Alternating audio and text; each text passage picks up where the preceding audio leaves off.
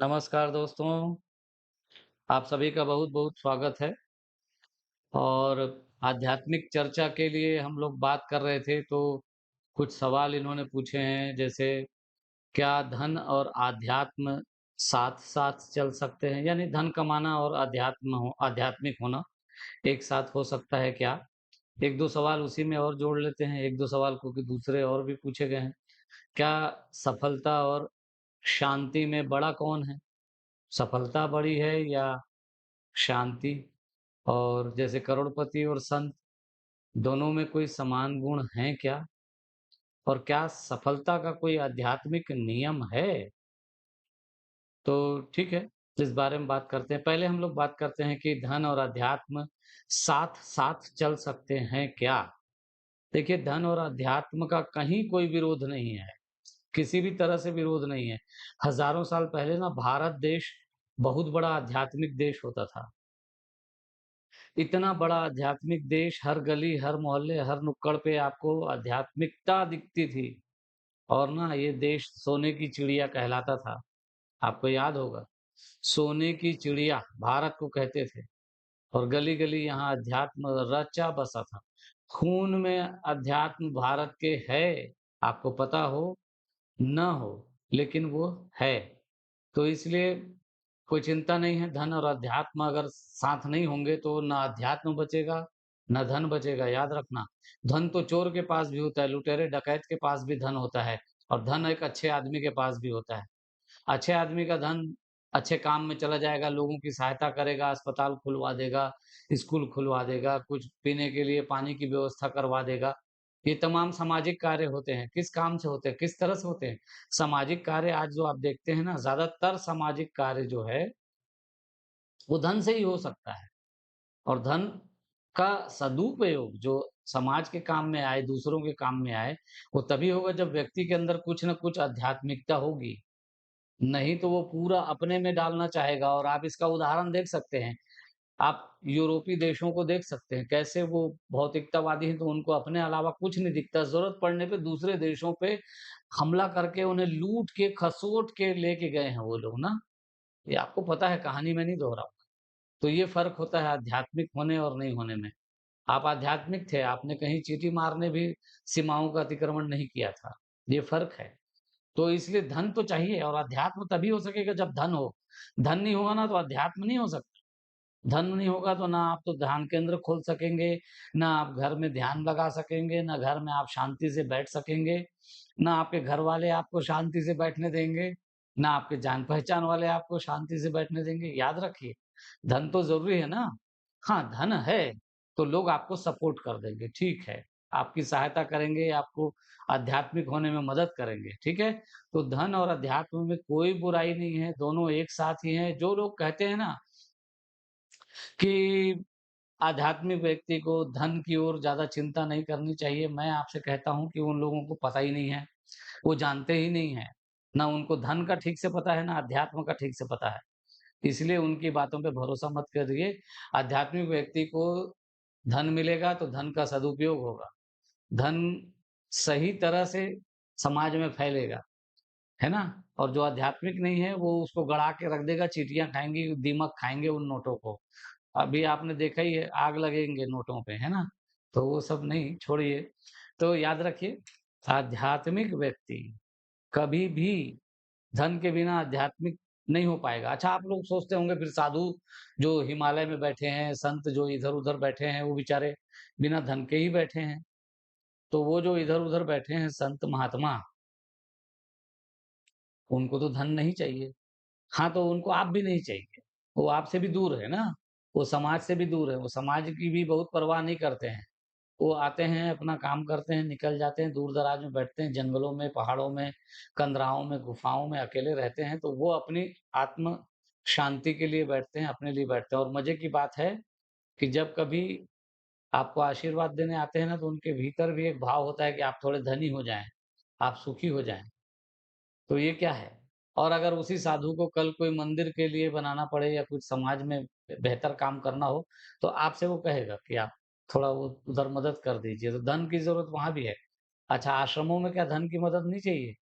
आश्रम कैसे चलेंगे? 100 साधु वहां बैठे हैं, 200 साधु बैठे हैं, 400 साधु बैठे हैं, कैसे चलेगा उनका काम? तो अध्यात्म के लिए धन चाहिए भाई, बहुत जरूरी है धन। धन के साथ अध्यात्म चल सकता है ना? याद रखिए। अच्छा, ये पूछा था कि सफलता और शांति में बड़ा कौन है? सफलता और शांति में बड़ा कौन है? क्या करोड़पति और संत दोनों में कोई समान गुण होता है? क्या सफलता का कोई आध्यात्मिक नियम है? तो मैं कहूंगा कि सफलता का आध्यात्मिक नियम भी है, और संतों में और जो सफल व्यक्ति हैं उनमें एक समान गुण होते हैं, एक समान। अब आपको लगेगा अजीब बात है, संत का गुण और एक धनी व्यक्ति का गुण एक समान कैसे हो सकता है? तो मैं कह रहा हूं कि हाँ, एक समान गुण होते हैं संतों में और आध्यात्मिक लोगों में।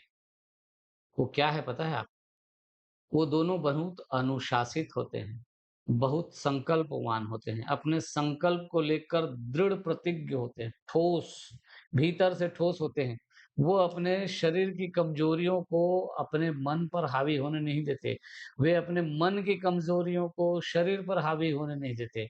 यानी मन और शरीर दोनों में यदि कोई कमी है, तो संत और सफल व्यक्ति दोनों, दोनों की बात कर रहा हूँ, सफल व्यक्ति और संत दोनों न तो शारीरिक और न ही मानसिक किसी भी तरह की कमजोरी को अपने ऊपर हावी नहीं होने देते, और अपने अनुशासन को बनाए रखते हैं, मेहनत करते हैं, अनुशासित रहते हैं, जाहिर है सफल होते हैं, और दोनों सफल होते हैं। आपको अगर ध्यान करना है, आप ध्यानी बनना चाहते हैं, तो सफलता कैसे मिलेगी आपको? सफलता तो तभी मिलेगी ना जब आप रोज-रोज ध्यान करेंगे, लगातार ध्यान करेंगे और पूरी तन्मयता से शक्ति के साथ ध्यान करेंगे, है ना? तो इस बात को समझें। और फिर पूछता है कि अ, सफलता और शांति में बड़ा कौन है? आपको क्या लगता है कौन बड़ा है? आपको लगेगा कि शायद शांति बड़ी चीज़ है, और आप सफल नहीं होंगे तो शांति नहीं आएगी। सफल होंगे तब शांति आएगी, और शांति बड़ी चीज़ है। तो सफलता और शांति में से चुनना हो तो शांति को चुन लेंगे, लेकिन आप चुनोगे कैसे? सफलता और शांति में चलो ठीक है, माना कि शांति बड़ी चीज़ है, चुनोगे कैसे? कैसे जानोगे? आप अभी शांत हो जाओ, घर में बैठ जाओ चुपचाप, देखो आपके साथ समस्या शुरू हो जाएगी। लोग आपको ना कुछ कहने लगेंगे, घर वाले भगाने लगेंगे कि जाओ काम करो, यहाँ मत बैठो, है ना? तो सफलता जो है, शांति सफलता के बिना अच्छी नहीं लगती, याद रखो। तो पहले सफलता चाहिए, बाद में शांति चाहिए। और एक और मज़े की बात है, जो सफलता है ना, वो शांति के साथ रहोगे तो सफलता आएगी, लेकिन सफलता के लिए प्रयास करना है, और शांति के लिए ध्यान करना है। तो यानी ध्यान ही अगर प्रयास करे तो सफल भी होगा, शांति भी होगी। उसके जीवन में सफलता भी अपने मुकाम पे लेके जाएगी, और शांति भी। इसलिए जीवन में सफलता और शांति दोनों चाहिए। दोनों में बड़ा कौन है? ये अगर चुनना हो, अगर आप सफल नहीं हैं तो आपकी शांति बेकार है। अगर आप सफल नहीं हैं तो आपकी शांति बेकार है। याद रखिए। और अगर आप सफल हैं, तो आपकी शांति बड़े काम की चीज़ है। इसलिए सफलता नाम के पैरों के ऊपर शांति को खड़ा करो, ये सबसे उत्तम है। लेकिन सिर्फ शांति बहुत चलने-फिरने में असमर्थ है। सिर्फ सफलता वो किसी का भला नहीं कर सकती। सिर्फ सफलता आपके अहंकार को मजबूत करेगी। मैं ये, मैं वो, मैं कौन, तुम जानते नहीं मैं कौन, इस तरह का भाव देगी। आपको कभी भी शांति नहीं मिलेगी। जीवन भर अशांत रहोगे। सफलता जो है अपने साथ अशांति लाती है, हमेशा। इसलिए शांति और सफलता दोनों चाहिए तो एक ही चीज़ है, वो है सफलता के लिए कड़ी मेहनत, अनुशासन, और शांति के लिए ध्यान। तो भीतर शांति, बाहर सफलता, ये दोनों मिलके एक बढ़िया कॉम्बिनेशन बनता है, और वो है सफल ध्यानी व्यक्ति। ठीक है? ये दोनों बहुत ज़रूरी है। मित्रों, इसमें से किसी की भी उपेक्षा नहीं करनी है। ना सफलता की उपेक्षा करनी है, ना ध्यान की उपेक्षा करनी है। दोनों को साथ लेके चलना है। जैसे आप सिर्फ़ चावल-चावल नहीं खा सकते, दाल और चावल खा सकते हो। सिर्फ़ रोटी-रोटी नहीं खाते, रोटी और सब्ज़ी खा सकते हो। दोनों मिल के खाना कहलाता है। खाना का मतलब सिर्फ़ रोटी दे देना या चावल दे देना हो नहीं हो सकता। ऐसे ही है ना, सफलता का मतलब शांति भी चाहिए और सफलता भी चाहिए, ध्यान भी चाहिए। ठीक है? अच्छा, अगला सवाल देख लेता हूँ ज़रा। लिखते हैं कि अनुभव ज्ञान से बड़ा होता है, क्या विश्वास तर्क से बड़ा होता है? अब देखिए, अनुभव ज्ञान से बड़ा होता है क्या? और क्या विश्वास तर्क से बड़ा है? ठीक है। पहले हम लोग विश्वास की बात कर लेते हैं, फिर अनुभव की बात करेंगे। आप कहते हैं कि मैंने भगवान को नहीं देखा, मैं विश्वास कैसे करूं? तर्क ये कहता है कि जो आपके अनुभव, आपका जो अनुभव है, जो आप जानते हैं, है ना? वही तर्क की कसौटी में खड़ा हो जाए वो चीज, माने खरा उतरे उस पे, तो जरूर उस पे विश्वास किया जा सकता है। जैसे जैसे H2O, उन्होंने कहा कि ये पानी का फार्मूला है पानी का। ठीक है। उन्होंने मिला के देखा ऐसे पानी के अणुओं को, हाइड्रोजन के अणुओं को, और बार-बार मिलाया, हज़ार बार मिलाया, वो वही बना। सारे रसायन जो जितने भी सूत्र हैं, वो एक निश्चित परिणाम देते हैं। तो साइंस कहता है कि बार-बार ये और वो मिलाने से ये बनता है। तो इसका मतलब ये सही है, ये साइंस है। ठीक है, बिल्कुल सही बात है। तो तर्क की कसौटी पर ये बिल्कुल खरा उतरेगा कि आपके पास अगर ज्ञान है, आपके पास ज्ञान है, तो वो आपका अनुभव होना चाहिए। भाई ज्ञान है तो वो आपका अनुभव हो जाना चाहिए। सोचिएगा ज़रा ये जो मैं कह रहा हूँ उसको। ज्ञान क्या अनुभव है? बिल्कुल नहीं है। तर्क का विश्वास से संबंध है।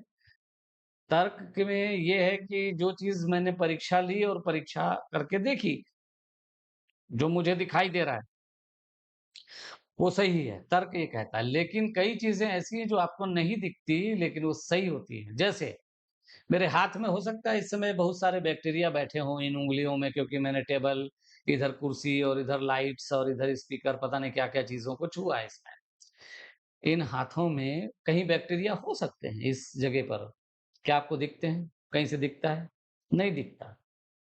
तो तर्क कहेगा तो बैक्टीरिया नहीं है, लेकिन इसमें है, सूक्ष्मदर्शी लगा के देखोगे तो दिखेगा। जैसे ये हवा है, यहाँ फैन चल रहा है, तो हवा मैं महसूस कर रहा हूँ, यहाँ पर हवा है, तो उस हवा को तो मैं महसूस कर रहा हूँ। कहीं आपको दिख रही है हवा मेरे सामने? नहीं दिख रही है। तो नहीं दिख रही है इसलिए नहीं है क्या? ऐसी बात तो नहीं है। मैं बोल रहा हूँ, मैं बोल रहा हूँ तो मेरे मुँह से आवाज़ निकल रही है। कहाँ है वो आवाज़ ज़रा देखिए, कहीं दिखती है क्या? अगर मैं ये चश्मा उठाऊँ, ऐसे करूँ तो आपको दिखेगा। मैं ये मोबाइल उठाऊँ, ऐसा करूँ तो दिखेगा। मैं कोई भी चीज़ उठाऊँ आपको दिखेगा। तुम तुम मान आप मान लोगे कि हाँ, ये दिख रही है चीज़, ये चीज़ है। मैं बोल रहा हूँ, मेरी आवाज़ भी आप सुन रहे हैं, मेरी आवाज़ यहाँ से निकल कर माइक तक जा रही है। क्या आपको दिख रही है? नहीं दिख रही है। तो फिर क्या हुआ ये?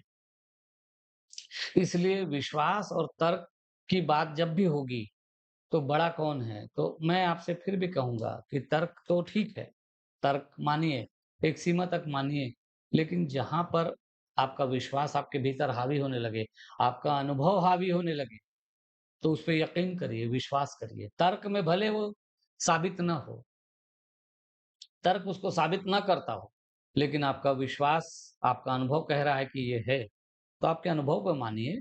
जैसे आपको हमारे गुरुजी समझाते हैं कि अगर आप तैरने पे तैरने पे पीएचडी कर लो, चलो मान लिया आपने पीएचडी कर ली, तैर रहे हैं आप, खूब तैरना, पीएचडी पढ़ रहे हैं तैरने पे, और आपको तैरना नहीं आता, आप तैरना जानते ही नहीं, फिर फिर क्या होगा?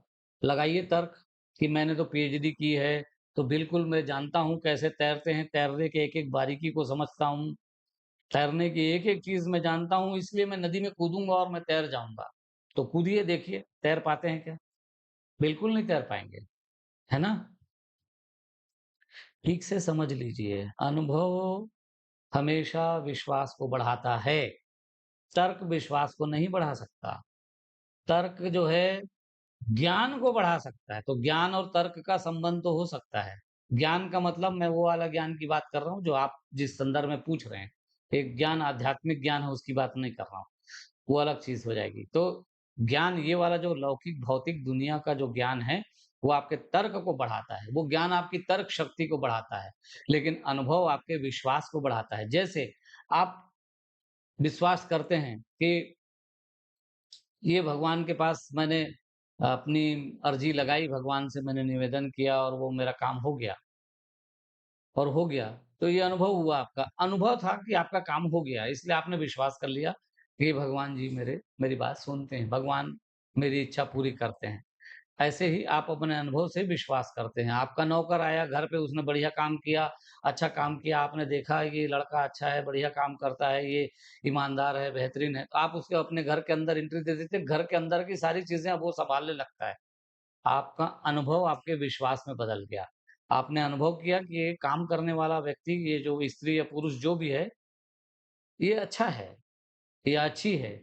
आपने उसे घर की चीज़ें सौंप दी। क्यों सौंप दी? मैनेजर को सौंप देते हैं। बड़े-बड़े मालिक लोग पूरा काम मैनेजर को सौंप के चले जाते हैं। क्यों चले जाते हैं? अनुभव, अनुभव है कि वो मैनेजर सँभाल लेगा, तो विश्वास होता है। तो अनुभव जो है विश्वास को बढ़ाता है, हमेशा याद रखेंगे, ठीक है? तो ये जो सवाल थे आज के, उस पे मैंने जितना संभव हो सका, जितनी मेरी समझ थी मैंने जवाब दिए। सवाल तो बहुत सारे हैं, लेकिन बहुत लंबा-लंबा वीडियो बनाने के बजाय छोटा-छोटा वीडियो बनाना अच्छा लगता है, इसलिए मैंने इस यहाँ तक ही रखा। आप सबका बहुत-बहुत धन्यवाद। आपसे फिर से रिक्वेस्ट करूँ, चैनल को कृपया लाइक करें, शेयर करें, सब्सक्राइब करें, अपने मित्रों को बताएँ। आध्यात्मिक चर्चा के लिए हमने ये the spiritual cafe Sanjay channel YouTube पे खड़ा किया है। पास्ट लाइफ रिग्रेशन के लिए हमारा चैनल है द मॉन्क। द मॉन्क पे तो अभी 1 लाख से ऊपर सब्सक्राइबर्स हो चुके हैं। तो हम चाहेंगे कि द मॉन्क के हमारे जो सब्सक्राइबर्स हैं, कृपया इसे भी करें। तो हम धीरे-धीरे क्या वो वहाँ पर हम पूरा ज़ोर मैक्सिमम ज़ोर जो है पास्ट लाइफ की स्टोरी पर है। आध्यात्मिक चर्चा भी उसमें हो रही है, लेकिन बहुत सारी चीज़ें जो खुल के बात होनी है, अलग-अलग विषयों के सवाल-जवाब, वो हम लोग कोशिश करेंगे इसी पे करें। आने वाले दिनों में जो लोग लाइव सेशंस होंगे जिसमें लोग पूछेंगे तो उसका भी जवाब इसी पे दिया जाएगा। तो आप सबसे निवेदन है कि चैनल को सब्सक्राइब कर लीजिए, लाइक करिए और कमेंट भी करिए। आपके सवाल हो तो ज़रूर पूछिएगा, ठीक है? नमस्कार।